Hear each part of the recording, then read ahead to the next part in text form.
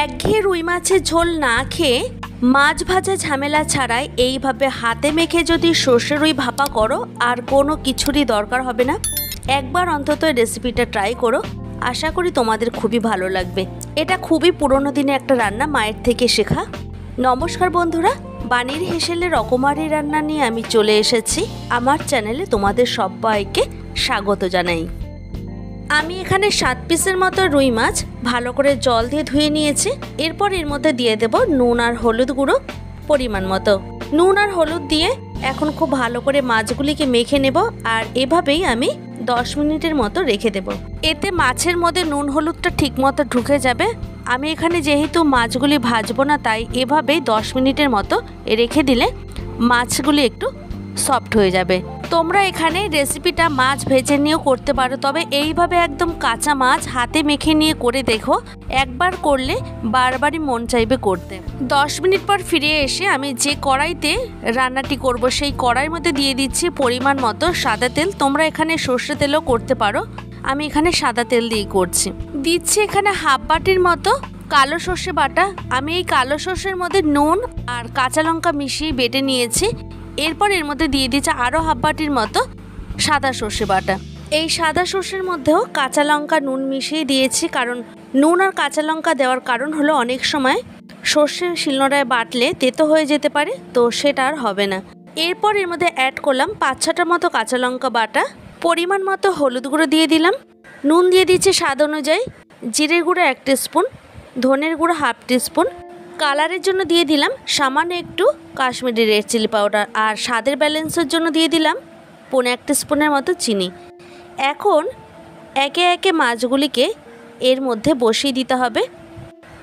যেহেতু কাঁচা মাছ রান্না করব, তাই একটু সাবধানে এটা মেখে নিতে হবে। আমি এখানে 3 থেকে প্রায় 4 মিনিটের মতো এইভাবে ভালো করে সর্ষের মধ্যে মাছগুলিকে মেখে নিচ্ছি। রেসিপিটার নাম যেহেতু ভাপা রুই বা সর্ষের রুই, তাই এখানে সর্ষের পরিমাণটা বেশি করেই দিতে হবে। সর্ষের পরিমাণ আর তেলের পরিমাণটা যত দেবে তত রান্নাটি কিন্তু ভালো হবে। আর আমি সবসময় প্রেফার করি কম তেল মশলা খাওয়া, তাই আমি এখানে একটু কম তেল দিয়েছি। চাইলে তোমরা এখানে পুরো রান্নাটাই সর্ষে তেলে করতে পারো। এখন গ্যাসটাকে অন করে নেওয়ার পর কড়াইটাকে বসিয়ে দিয়েছি। গ্যাসের ফ্লেমটাকে একদম লোতে রেখেই পুরো রান্নাটি করতে হবে। আর এখানে তোমাদের দাঁড়িয়ে থাকার কোনো দরকার নেই, তোমরা এখানে রান্না করতে করতেই অন্য কাজ সেরে নিতে পারবে। তো আমি এইভাবে ভালো করে একটু ধিমে আছে রান্না করে নিচ্ছি আর একটু লিড চাপা দিয়ে দিলাম। প্রায় 7 থেকে 8 মিনিট পর ফিরে এসে আবার লিডটাকে সরিয়ে নিলাম। এখন এর মধ্যে দিয়ে দিচ্ছি 4টার মতো কাঁচা লঙ্কা। যেহেতু আমি আগেও লঙ্কা দিয়েছি, তাই একটু বুঝিয়ে দিলাম। আবার একটু ঢেকে রাখছি কিছুক্ষণের জন্য। এখানে বারবার বলছি না ঢাকনা চাপা খুলে খুলে রান্নাটি করছি, তবে এখানে ঢিমে আছে, বারবার ঢাকনা চাপা খুলে খুলে দেখে যেতে হবে, না হলে নিচে থেকে লেগে যেতে পারে।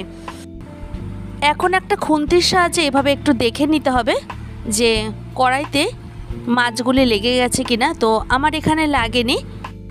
তোমরা এখানে এই ভাপা রুই উল্টাতে যাবে না, তাহলে ভেঙে যেতে পারে। যেহেতু মাছগুলি ভাজা হয়নি, কাঁচা অবস্থায় রান্না করা হয়েছে, তাই ভেঙে যাওয়ার কিন্তু চান্স থাকতে পারে। আগে যেহেতু এখানে সাদা তেল ব্যবহার করেছি, তাই একদম নামানো শেষ মুহূর্তে এসে আমি কিছুটা পরিমাণে সর্ষের তেল ছড়িয়ে নামিয়ে দেব।